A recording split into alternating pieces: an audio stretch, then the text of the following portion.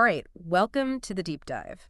Today, we're going to kind of zoom in on something. It's something that's like super fundamental to being a student Hmm. motivation, right? Like why we do what we do in school. Yeah, totally. And to help us really get into this, we've got this review article. It's from Educational Psychology Review.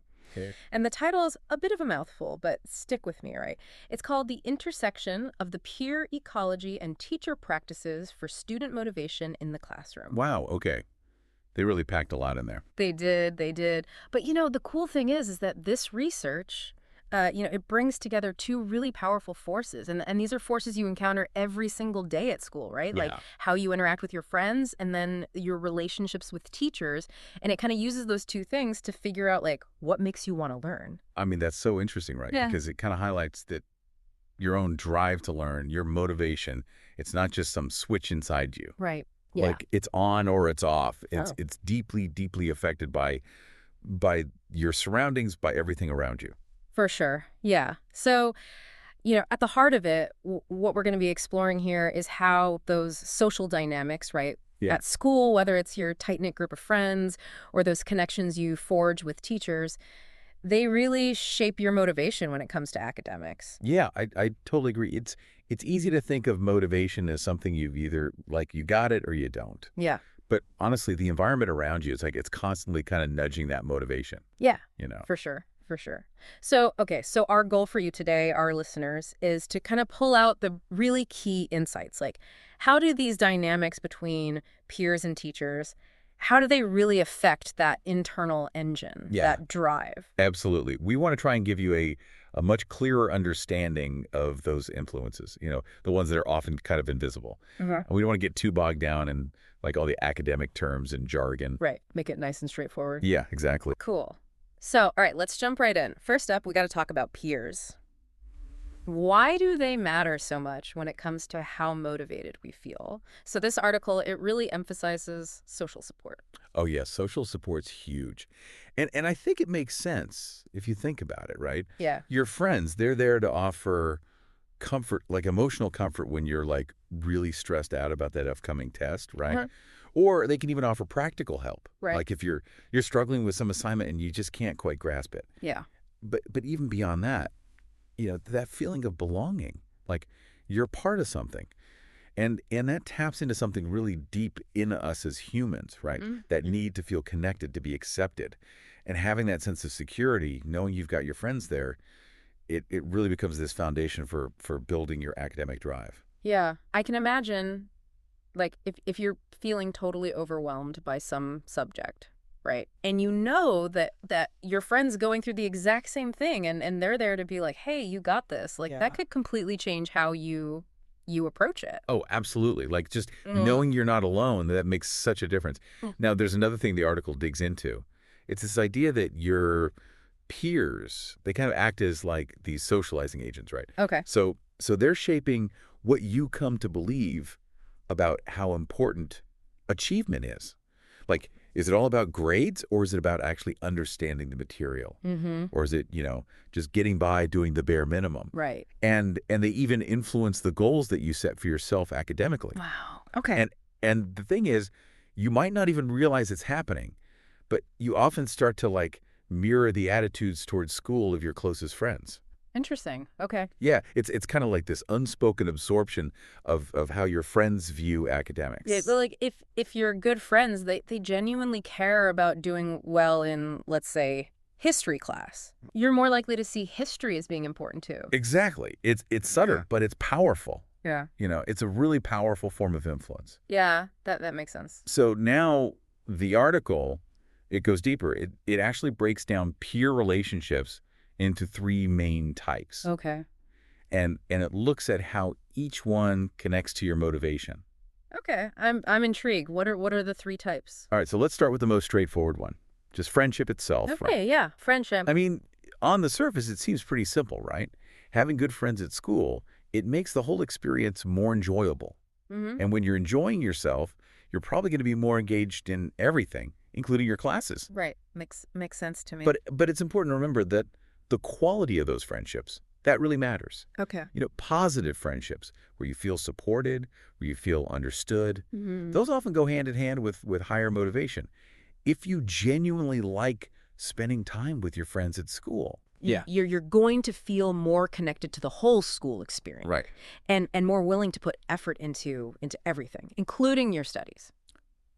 So what about, like, the flip side of that, right? Yeah. Like, what if you're someone who's, like, having trouble making friends? Right. Or you're, like, feeling left out? Like, how does that affect things? Yeah. Well, the research suggests that that can definitely have a negative impact on motivation. If school doesn't feel like a positive social space for you, Hmm. it can be really, really tough to find that drive to focus on learning. Yeah, that makes sense. So the second type of peer dynamic the article talks about is social status Okay. or, popularity. Mm. And this one, it's a little more complicated. It's not as straightforward. Yeah, I can see that. Like, does being popular automatically mean you're going to be super motivated in class? Not necessarily. It's more nuanced than that. Sometimes being well liked, it can give your confidence a boost. Mm-hmm. Right. It makes you feel like you really belong in the school community. Yeah. And that can indirectly support your motivation. Oh, okay. But the real key here is, what does the popular group value? Ah, right? If the dominant social group in your school or even in your classroom, if they don't really care about academics, Yeah. then being popular, it might actually mean you downplay your own efforts. Right. Right? You don't want to stand out too much. You want to fit in. So it's like if the cool kids are the ones who are like, who cares about grades? Right. Then there might be this pressure to act like you don't care either, even if you do. Exactly. And the article makes this really important distinction. There are different ways to be popular, right? Mm-hmm. Some students are popular because they're genuinely kind, they're helpful, they're well-liked for good reasons. Right. But others, they might become popular through, like, more aggressive behaviors. Yeah. Or by excluding others. Mm-hmm. And these different paths to popularity, they have different effects. Right. Both on the individual student and on the overall atmosphere of the whole peer group. Yeah, that makes sense. Like someone who's popular because they're inclusive and supportive, that's Yeah. going to create a very different environment than someone who's popular by, being kind of intimidating. Totally. And that brings us to the third type of peer influence, Mm-hmm. the classroom peer group culture. Okay. So this isn't just about your immediate circle of friends, Yeah. right? Mm. It's about the general vibe in the classroom. Yeah. Like, are students generally supportive of each other's learning? Is it cool to participate? Right. Or is there this unspoken rule that, like, you shouldn't try too hard? Mm-hmm. These kind of unspoken norms around achievement, they can make a huge difference in how motivated individual students feel. So not just my best friends, but like the general attitude towards academics in the whole classroom. Exactly. Think about it. If everyone in your study group is really motivated, chances are you're going to be hitting the books too. Right. Same thing in the classroom.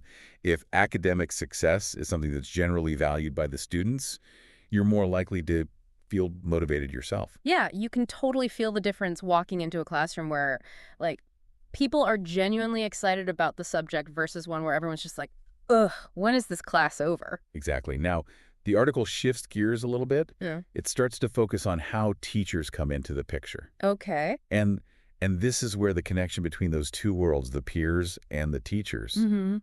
it becomes really clear. Right. Because it's not like those two things are completely separate, right? Like your friendships exist and then your interactions with teachers exist. Yeah. But there's got to be some overlap there. Absolutely. Teachers, they aren't just there to, like, give you information. Right. They also have this big impact on shaping that peer environment, that whole web of relationships in the classroom. Yeah.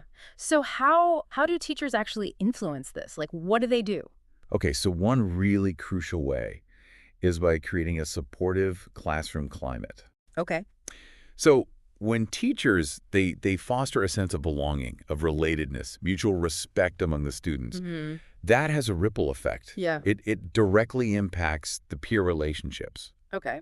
Imagine a classroom where your teacher really makes an effort to ensure that every student feels seen, valued, included. Yeah. That teacher is indirectly boosting motivation by fostering a more positive social atmosphere. Right. So it's not just about the academic content. It's also about like that emotional and social environment. Exactly. And the article also highlights this thing called teacher attunement. Teacher attunement. Yeah. Okay. It's basically the teacher sensitivity to and responsiveness to all those social dynamics that are happening in the classroom. Mm-hmm. They're aware of the friendship groups. Okay. They kind of notice the social hierarchies, even those subtle shifts in how students are interacting. That sounds like a lot to keep track of. It is. It's a complex skill. Okay.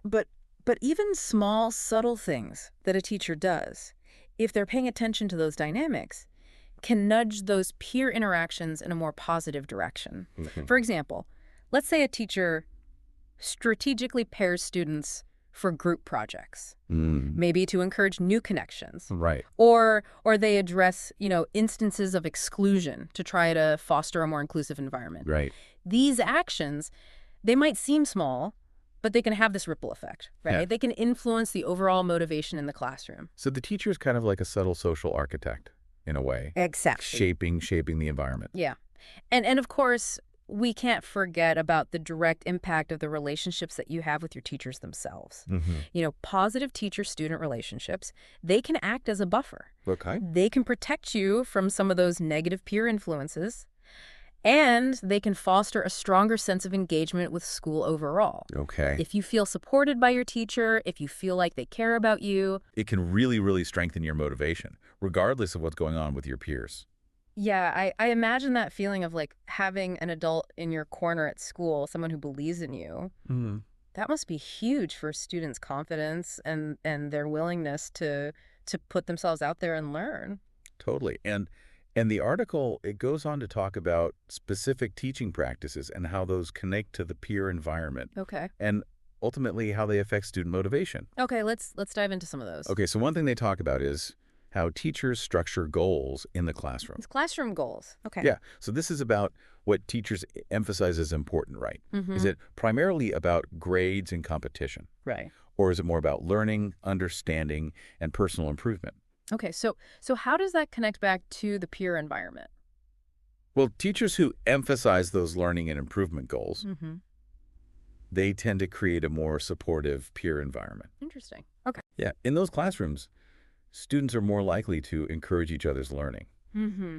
to see asking for help as a good thing, not a sign of weakness. Right. Right. And they're more likely to value effort, really trying in school within their peer groups. So if the focus is on understanding the material and seeing how much you're learning, as opposed to just like getting the A, Yeah. that creates a less competitive and more collaborative kind of vibe. Exactly. It can make, participating in class and engaging with the material, it makes it more appealing Yeah. and less threatening. Right.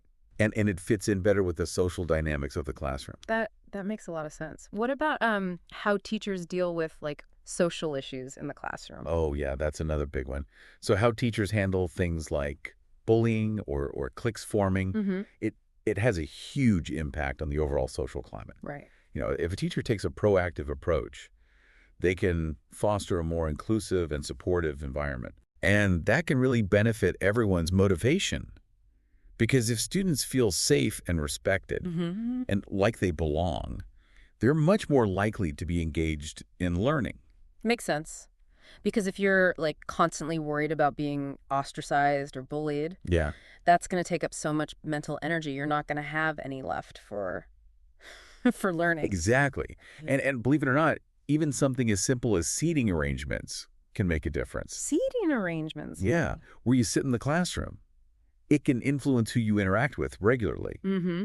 And those interactions, they can affect how engaged you are. Right. So a teacher who's really thoughtful about seating arrangements, Yeah. they can subtly shape those peer dynamics. Okay. They might separate students who tend to distract each other, Mm-hmm. or maybe they'll place a student who needs a little extra encouragement near a peer who's really engaged and supportive. So it's not just about logistics, like who sits where. It's about like intentionally creating certain kinds of social interactions. Exactly. And one final point the article touches on is how a teacher's perceptions of students and how they treat different students Mm-hmm. can actually influence those students' social status among their peers. Okay. So like if a teacher clearly favors certain students, that could affect how those students are seen by their classmates. Yeah, the research suggests that that can happen. Yeah. So, it all comes back to this idea of interconnectedness. Right. Your motivation, it's not just about what's going on inside your head. Mm. It's constantly being shaped by this back and forth between your friendships Yeah. and your relationships with your teachers. Right. So it's like this constant interplay between those two forces. Exactly. And your motivation, it's not determined by just one or the other. It's really about how those two worlds intersect. Yeah. So a supportive teacher can help to protect you from negative peer influences. Mm. And positive friendships, they can make good teaching even more effective. Right. But then it can go the other way too, right? Oh, yeah. Like a negative peer culture in a classroom could totally undermine even the best teachers' efforts to motivate their students. Absolutely. Imagine a classroom where it's like totally uncool to try hard. Yeah. Even a really, really great teacher might struggle to motivate students in that environment. Because they're afraid of social backlash. Exactly. Yeah. So with all of that said, Yeah. like, what does all of this mean for you, our listener? What are the big takeaways here? Well, I think the core message is this. Your motivation, it's not just this thing that you magically have or don't have. Mhm. It's deeply tied to those relationships you have at school with both your friends and your teachers. Right. So understanding those dynamics, that can really help you recognize what's influencing your own drive to learn. Yeah, and becoming more aware of those influences Mm-hmm. can help you navigate them. Right. Absolutely. And as a final thought to chew on, to think about, Mm-hmm. think back on your own experiences in school, right? Yeah. Can you remember any specific times when your friends' attitudes about school or your relationship with a specific teacher Mm-hmm. really impacted how motivated you felt? Right. And what kind of classroom environments, like thinking about both the peer dynamics and the teacher's style, Yeah. what kind of environment did you personally find the best for helping you feel motivated? Mm-hmm. This whole interplay between peers and teachers, it's something that, we should all keep observing, Yeah. keep thinking about as we continue our learning journeys. Absolutely. Well, hey, thanks so much for breaking all that down for us. Of course, it was great to be here. This was a really fascinating deep dive, so I appreciate it. And thanks to all of you for listening to the deep dive. Until next time.